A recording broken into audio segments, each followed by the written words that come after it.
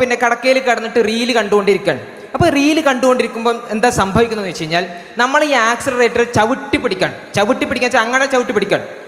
അപ്പോൾ പിന്നെന്താ സംഭവിക്കുക, ഈ നമ്മുടെ ബ്രെയിനിൽ ഞാൻ പറഞ്ഞല്ലോ ആക്സിലറേറ്റർ ഒരു ബ്രേക്ക് ഉണ്ട്. ഈ ആക്സിലറേറ്റർ എന്ന് പറയുന്നത് യഥാർത്ഥത്തിൽ അതിൻ്റെ പേര് ലിംബിക് സിസ്റ്റം എന്നാണ്. ബ്രെയിനിൽ ഒരുപാട് ഏരിയാസ് ഉണ്ടാവും, അതിലൊന്നാണ് ലിംബിക് സിസ്റ്റം.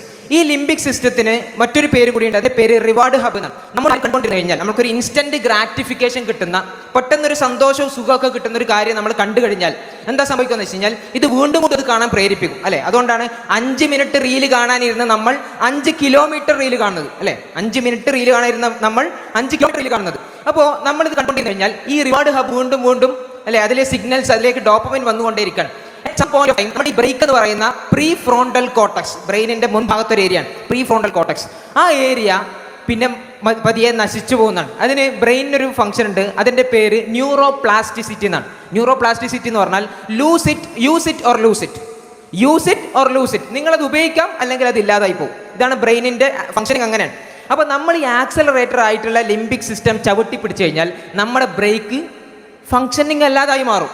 അപ്പോൾ ഇത് ഞാൻ പറഞ്ഞു വെച്ചാൽ നമ്മൾക്ക് ഒരു ധാരണ ഉണ്ടാവും, നമ്മളിങ്ങനെ റീലൊക്കെ കണ്ടിരുന്നു കഴിഞ്ഞാൽ കുറച്ച് കഴിഞ്ഞാൽ നമ്മൾ കുറച്ച് വലുതായി കഴിഞ്ഞാൽ അല്ലെ ഒരു കുടുംബവും കുട്ടികളൊക്കെ ആയിക്കഴിഞ്ഞാൽ ഇങ്ങനെയുള്ള ഫോൺ അഡിക്ഷൻ എന്നൊക്കെ നമ്മൾക്ക് പിന്നോട്ട് പോകാൻ കഴിയും, അതൊക്കെ മാറും എന്ന് നമ്മൾ വിചാരിക്കുന്നുണ്ടെങ്കിൽ അങ്ങനെ സംഭവിക്കില്ല. അതിനാണ് ന്യൂറോ പ്ലാസ്റ്റിസിറ്റി എന്ന് പറയുന്നത്. ആക്ച്വൽ റിയൽ റീവയറിങ് സംഭവിക്കും എന്ന് പറഞ്ഞു കഴിഞ്ഞാൽ റിയൽ റീവയറിങ് സംഭവിക്കുകയാണ്. പിന്നീട് നമ്മൾ അഡിക്ഷൻ, നമ്മൾ ഈ ഫോണൊക്കെ മാറ്റിവെക്കാൻ ശ്രമിച്ചു കഴിഞ്ഞാലും അതിന് നമുക്ക് പറ്റില്ല. അതുകൊണ്ടാണ് ചില വിത്ഡ്രോവൽ സിംറ്റംസ് നമുക്ക് കിട്ടുന്നത് അല്ലേ. അപ്പോൾ അതൊന്ന് ആലോചിച്ച് നോക്കൂ, നമ്മൾ റീലിൽ കണ്ടുകൊണ്ടിരിക്കുന്ന കൺസ്യൂം ചെയ്തുകൊണ്ടിരിക്കുന്നത് എന്താണ്? ഒരു അഭിനേതാവ് അല്ലെ, ഒരു സിനിമാ നടൻ, അയാളൊരു ഇന്റർവ്യൂ കൊടുക്കാൻ അയാൾ പോകുമ്പോൾ ഇന്റർവ്യൂ ചെയ്യുന്നവരോട് അയാൾ പറയും എനിക്ക് 20 മിനിറ്റേ ഉള്ളൂ, 20 മിനിറ്റ് നിങ്ങൾക്ക് എന്താ വേണ്ടത് വെച്ചാൽ നിങ്ങൾ എടുത്തോ.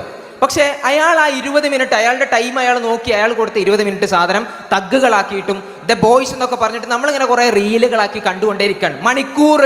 നമ്മുടെ മണിക്കൂറുകൾ ഇല്ലാതായിക്കൊണ്ടിരിക്കുകയാണ് അല്ലേ. ഇത് ഞാൻ പറയുമ്പോൾ നിങ്ങൾക്ക് റിലേറ്റ് ചെയ്യാൻ പറ്റും.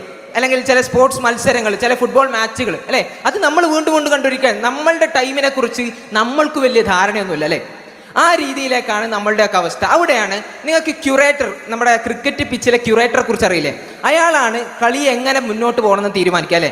ഒരു പിച്ച് ഹാർഡാണോ സോഫ്റ്റ് ആണോ, പേസ് ആണോ സ്പിന്നാണോ, അതല്ല സ്മൂത്ത് ആണോ എന്നൊക്കെ തീരുമാനിക്കുന്ന ക്യൂറേറ്ററാണ് അല്ലേ. അയാൾ കളിക്കുന്നുണ്ടാവില്ല, പക്ഷെ അയാളാണ് തീരുമാനിക്കുക ആ പിച്ചിൽ എങ്ങനെയാണ് ബോൾ സ്പിന്ന് ചെയ്യണോ പേസ് ആയിരിക്കണോ എന്ന് അയാളാണ് തീരുമാനിക്കുക അല്ലേ. നമ്മൾ ക്യൂറേറ്റേഴ്സ് ആയിരിക്കണം, നമ്മൾ കൺസ്യൂമേഴ്സ് ആയി മാറരുത്. നമ്മൾ ക്യൂറേറ്റേഴ്സ് ആയിരിക്കണം അല്ലെ. ബി ലൈക്ക് എ ക്യൂറേറ്റർ, നമ്മൾ ക്യൂറേറ്റേഴ്സ് ആയി മാറണം. അവിടെയാണ് ഹദീസിൽ തന്നെ നമുക്ക് കാണാൻ പറ്റും, മനുഷ്യരായിട്ടുള്ള ആളുകൾ അവർ തീരെ ധാരണയില്ലാത്തത് 2 കാര്യങ്ങളെക്കുറിച്ചാണ് അല്ലെ. 2 കാര്യങ്ങളെക്കുറിച്ച്, ഒന്ന് അവരുടെ ആരോഗ്യമാണ്, രണ്ടാമത്തത് അവരുടെ ഒഴിവ് സമയമാണ്. നമ്മളെക്കുറിച്ച് ആലോചിച്ച് നോക്കുക. നമ്മുടെ ആരോഗ്യം, നമ്മുടെ ഈ യുവത്വം അല്ലെ, നമ്മുടെ ഈ സ്റ്റുഡൻഷിപ്പ്, നമ്മുടെ ഈ ആരോഗ്യവും യുവത്വവും അതുപോലെ തന്നെ നമ്മുടെ സമയവും നമ്മൾ എന്തിനാണ് ചെലവഴിക്കുന്നത്? ഇന്നത്തെ കാലത്ത് ഇന്ത്യ എന്ന് പറയുമ്പം കോമ്പറ്റേറ്റീവ് എക്സാംസ് ഒരുപാടുള്ള നാടാണ്. ഇവിടെ യഥാർത്ഥത്തിൽ സാധാരണ പറയാനുള്ള ഒരു കാര്യം എന്ന് വെച്ചാൽ നമ്മൾ എത്ര പഠിക്കുന്നു എന്നതിനപ്പുറം നമ്മൾ എത്ര ഡിസ്ട്രാക്റ്റഡ് അല്ല എന്നുള്ളതാണ് പ്രസക്തം അല്ലെ. നിങ്ങൾക്ക് തന്നെ റിലേറ്റ് ചെയ്യാൻ പറ്റും, നമ്മൾ എത്രമാത്രം ഡിസ്ട്രാക്റ്റഡ് അല്ല അത്രത്തോളം നമുക്ക് വിജയിക്കാൻ പറ്റും. അപ്പോൾ ഡിസ്ട്രാക്റ്റഡ് ആവാതിരിക്കുക എന്നുള്ളതിന് നമുക്ക് ചെയ്യാനുള്ള ഒന്നാമത്തെ ഒരു മാർഗം സ്ക്രോൾ ഡൗൺ. അസ്സലാമു അലൈക്കും വറഹ്മത്തുള്ളാഹി.